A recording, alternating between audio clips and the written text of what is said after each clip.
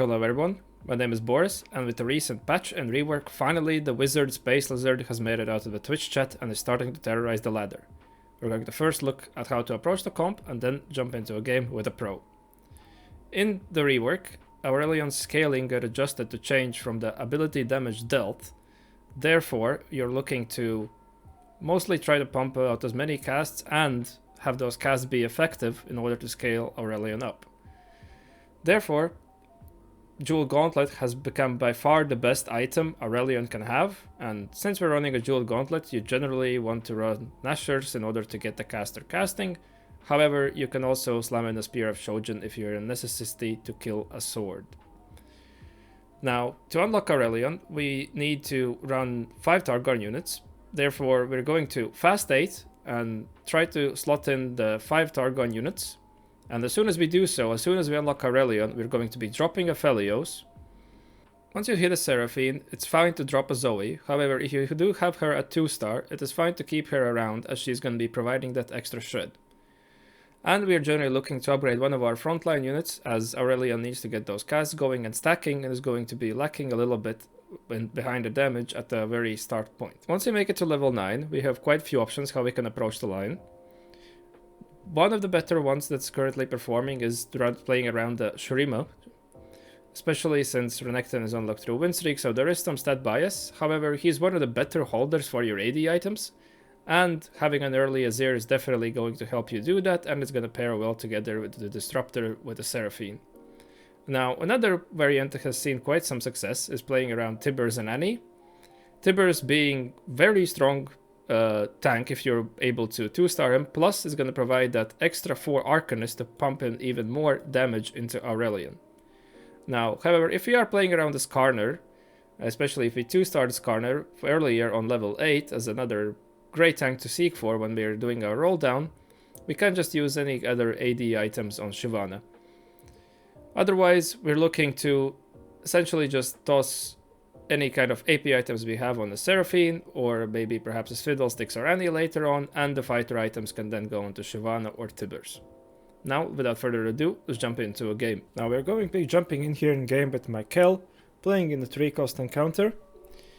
Now there are a few conditions how we can end up in this comp, and we're going to start out here right away with the Zoe, which is one of the ways, since Zoe with her recent buffs is a great item carrier, especially for Aurelion type of items. But we generally are looking to seek to make a lot of econ, since the way you win out with this comp is with Aurelion 2 and having enough stacks. Plus you want to unlock him early, which is going to be quite costly since you need to secure that Leona 2 and then play another round to be able to unlock Diana. Hence, sometimes you might even want to consider leveling on something like 4-1. And we are also looking at particular type of augments. Now, I would ideally prefer to play this comp from a win streak spot, since you are then able to suck some of the stage 4 to make it to level 9. However, where we come up now, we are just rolling our augments. We're generally, since we have an Asher Slam already available with an open glove, we're looking for some kind of econ. The greatest option to start there was solo leveling, which we could have considered with Kiana 2. However, with the Zoe, we're going to just slam a mana item, slam another mana item, and hopefully be able to win streak off this with a slamming, generally the best option offered from the augments right there. Now, we're going to do a little scout around also to see what others are playing, as it's quite interesting always on the first days of patch to see what other comps are being tried out. Now, we are unfortunately dropping around here to a Spoils of War Viego, Shadow Isles also being noted as a prominent line in the current meta. Now, just to make sure that I don't have anything, and I do have something in Team Planner, so we're going to get rid of that so the units do not show up. Now, from here, it's probably going to be somewhat relaxed stage 2, as we do have a defender paired as well. Going to be looking to complete the JG as soon as we can, and with having an extra belt, we already have a way to make to a number of Nashers.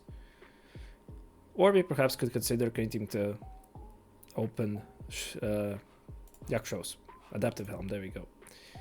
Another way is that you can end up in this comp with perhaps even a little bit less econ is by taking Leona by finding a Leona 2. Therefore, there are some people that are opting to play this comp in a way that was played Diana before, where you just full open and try to find any Leonas and all Leonas you can, maximize your econ, find Leona 2, stabilize off that. Because now with some of the recent buffs, Diana, when paired with Leona, is actually playable, and in my opinion, when she's not with Leona, she is unfortunately still unplayable. On the carousel, just gonna grab a rod here to complete our JG, is gonna give us an item slam right away, and we can play all around an open belt quite neatly. We do seem to be quite high rolling our shops as we find a Swain, however it is quite expensive, so I wouldn't be surprised if we pass upon it for now. However, we could also consider playing around Swain Ari here as a potential carry, but then we are having to drag the Zoe around nonetheless. Queue into advanced Lona Phelios player who already has the Leona 2 and have rolled for Bard, which is also an interesting way to approach the line. But the truth, from their item slams, we can already see that they are going to be also contesting us. So we are contested. This is not going to be an easy game, especially since we are behind on copies. Now, in these situations where you do find yourself contested on your 3 costs, if you are looking for them on level 8, it can become very costly. And when you need to make it to level 9, you want to get there with as little gold having to be spent on level 8 as possible. And also the player broke our streak. However, it does seem that we're going to lose here. At least we're going to carry over a 2 loss streak with minimal HP loss over into the PvE. So let's scout around. We have some form of hard bargain with Eon and Hodge, so I would assume we're playing into some form of Slayers or perhaps a Yasuo. Shadow Isles player. We have another Targon player that we lost to. Then we have, this seems to be some form of either Echo Reader or perhaps playing into Warwick. We have a Void Opener, most likely playing into Kaisa from the Shojin Slam. The Rageblade Slam. Another Void player, however, playing around AD Kaisa, it seems. It'll be interesting to see how that performs, and this seems to be more of a standard Demacia line. Now returning to Maikel. We are facing the Demacia player, who have picked Stars Are Born and perhaps are considering to play into Sona Reroll. Not exactly sure what their game plan is going to be panning out as. Coming up on the next augment selection, I would assume we're either perhaps looking to get even more econ going, or some perhaps more items. Golden Dragon is an interesting option, as we have the flex slots later on that we could consider. And yeah, we're definitely going to go for it. This is one of the ways how to play Golden Dragon. That I believe it to be a quite underrated augment in the current game by many players. And in these comps where you do have a flex slot, and was the case with the Diana comp before, you can definitely play into the Golden Dragon. And I will believe that also in these Ionia comps that are starting to pop up even more in meta now, Golden Dragon is going to be there. It's particularly great here because it completes a third tank item as well. Hopefully I manage to preserve as much HP as we can and get some streak going to make an econ that way.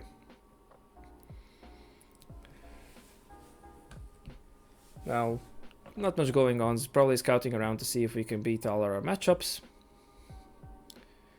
Queuing into a Rek'Sai too, which appears to be an interesting build the player is going for. I'm not exactly sure where they're expecting to land. I would assume that Rageblade IE could transition into some form of an Ionia board. We'll have to keep out an eye on them as we go. On this carousel, now that we have 3 items, we could consider to go for some form of another Nashers. If the belt is laying that open, unfortunately it's not, but we can also just grab this Leona to make a Leona pair, and if we're able to natural a second Leona, we are in a very good spot. Unfortunately, missed the Wukong pair, so we do opt to level here, and we're gonna roll heavily as we are sitting on a Leona pair. Find that Leona, unfortunately, had to drop down to 10 gold. I'm gonna start swapping out some units. Also, we're able to pick up a Swain and a Zillion that's going to be helping us to make those levels. Gonna slam the items on him just to get his cast going and stock up as much XP from him as we possibly can.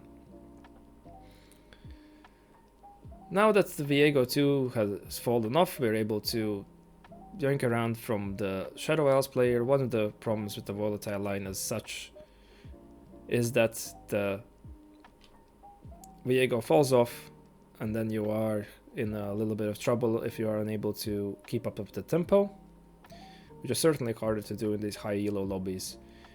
Going to maximize our gold gain, just going to field the Targon units plus the Zillion, and since we are able to pick up a Taric, we are going to be unlocking Asol right here already and get him start to stack. This is a strat that was seen in some of the scrims where people would just all in on level 7 for a chance of high rolling the Taric. Definitely a very risky strat, however when it does pay off, it is great. Therefore I'm interested in seeing how the line evolves on how much is being rolled on level 7 in order to look for either the Taric and the early Asol unlock, or we are just 2-starring Leona on level 8. Going to opt to slam for a Gunblade here, as we do have a single tank unit, and interestingly enough we're going to be putting that Gunblade on Asol rather than extra caster items. We're still going to be valuing the Zillion's possibility of gaining some XP for us quite high. We have 8 XP, 9 XP stored right now. Queuing into the other Targon player who have seemed to drop their tempo quite significantly and have not gotten to the Asol yet. Now growth mindset introduced in this new version is going to be 50 XP, something we could consider, and we're definitely going to go for it. As you can see, Econ, item slash Econ into Econ, just get yourself to Asol 2 as fast as you possibly can. That is how you're going to win games. Asol 2 can definitely on its own win games. And looking at the stacks, we're able to already pick up 40 stacks. However, the breakpoint that we definitely wish to make to is the 750 breakpoint, which got a patch to deal less damage and require higher cost, as that is where Aurelion is an absolute menace to deal with. Now, we got taken out by the Void Kaisa 2 board, which I assume is quite expected. Aurelion is only starting to stack. We do have our own frontliner as in the form of a 2-star Leona. Which player was Dr. O? They're on a win streak, and this Void line has also gotten even more traction now with the Kaisa being level 7 unlock. And I would assume that with the Herald 1 and other upgraded frontliners, they are doing quite well. Should be doing quite well, but let's turn to the Maikel for now. We're facing another Asol player, and we do drop around because they have an Asol 2 on level 8. They have taken the 1 buff 2 buff and managed to pick up an Asol 2 from there. Definitely we're going to be seeing quite a few Asol games right now in the meta, as it's been memed about throughout up this point up to the set, and finally people are getting the chance to play him again, especially those who did not play PvE. This is the first time they get a chance to see some of the Asol Fiesta, and he is a quite fun unit to be playing around as well. And another Void player who have also taken growth mindset but have not pushed level 9 yet. However, sitting on a comfortable HP lead, so they're going to be able to get there and probably cap around Ziggs as well. This is another evolution that has taken place quite a lot in the meta, is to play around the AD Kaisa in order to be able to kill all the components necessary, and then have those Rage Blades and JGs being transferred onto the Ziggs. Now unfortunately our Demacia Sona player, they attempted to, I guess, go also into Asol, and their plan did not work out. Now going up against the Shadow Isles player who is playing around Gwen 3. That's quite interesting to see. Have not definitely seen many Gwens being played around. One of the units I'm excited to be able to try out myself at some point as well. Going to pick up an Asol pair. Perhaps we're going to keep digging a little bit here before others have rolled down for our contested units. We do manage to finally pick up an Asol 2 as well, and a Shyvana to pair up. Now I'm interested. I assume we're going to drop the Mogul's Mail onto our Taric here, as that is the most prominent tank. However, I'm still not very hot about the Taric's tanking ability due to its recent change. Find a Nazir too, which is going to be able to perhaps later transition into also a Shuriman. Now, the change with the Taric is that he no longer gains this 2-second durability. Instead, he restores percentage of health. And in the later game fights, essentially being invulnerable for 2 seconds is a lot more valuable than just gaining some health. Therefore, people are not as hot on this change as before. Going to be able to pick up a Vi here and gonna go for the blast shields, which are the best, in my opinion, the best built over mod in this comp, due to you just wanting to get some of the frontline stall as long as you can for the Asol. Now we're still quite low on stacks, as you can see. Even with that aerial Asol, we are only here at 300-ish stacks. So we might be hitting that 700-ish breakpoint at the coming stage. And we opted to go for a blue buff. Asol does not have any kind of other AP scaling. Hence, I believe until you're gonna make it to those meteors, the blue buff is not going to be that strong. The play that I did not notice that right now, we did opt to reforge our Mogul's Mail, as that's definitely an option you can go. And while Talisman might seem initially as a potential roller, it's still a good tank item nowadays. Essentially, it got adjusted to be a proper tank item, not just a full gimmick of the Ascension. As you can see, it provides 450 HP, which is alright. And a little bit of AP is going to scale with our shielding power. We did also manage to pick up a Zeret 2 by pulling off the alternating rounds here. Use the dupe to dupe our 2 copies of Zeret, which is going to provide a great backline carry. In my opinion, this is the highest version how you can cap this board, with having a Zeret 2 and being able to get those charms that are going to either allow you to snowball the game through extra items or provide insane combat value in 2-second stun for the whole enemy board. Checking our stacks again, we are at 430, so we're going to start dealing bonus through damage as well. And we have managed to snatch our way into a top 4.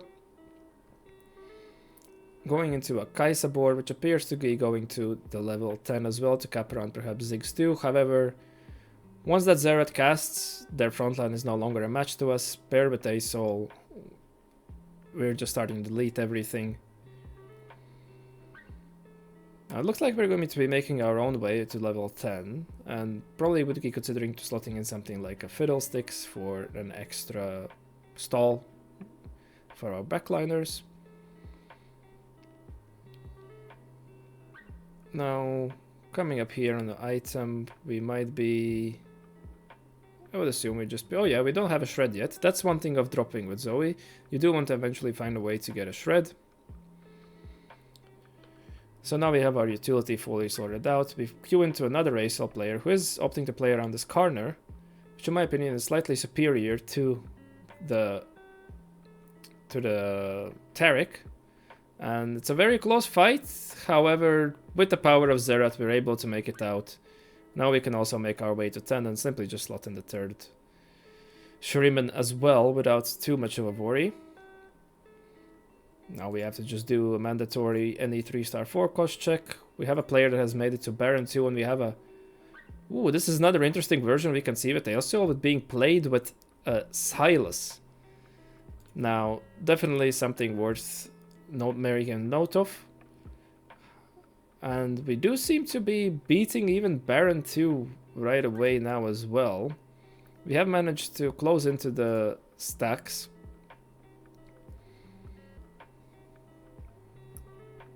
So coming up against another Void board, more of a level 9 Void flex board who has managed to make it to level 10.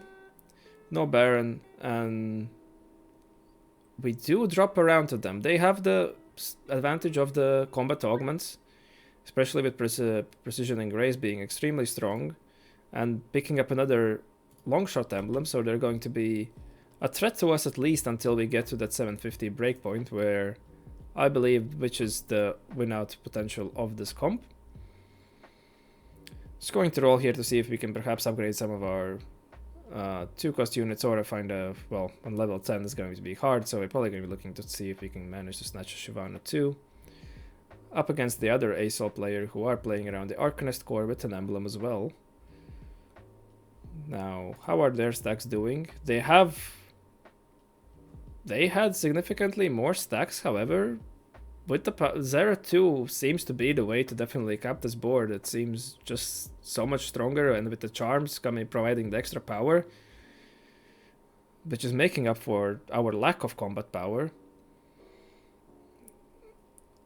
Now, against the Void board that we previously dropped around to, we are on the opposite side of the Shelly now, and we are able to pick up a win through that way.